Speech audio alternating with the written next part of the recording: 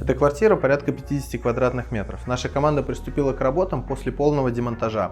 Первоначально мы выполнили выравнивание плиты перекрытия. Здесь плитное основание, что является достаточно весомым плюсом во вторичном жилье. Смонтировали перегородки согласно дизайн-проекта, и дальше пошло все по накатанной. Стенки, отделка, черновая отделка стен, разводка электрики, сантехники и чистовая отделка с завершающими элементами. Спасибо, что досмотрели это видео до конца. Подписывайтесь на все наши социальные сети. Оставайтесь с нами в прямом эфире. Всем спасибо, всем пока.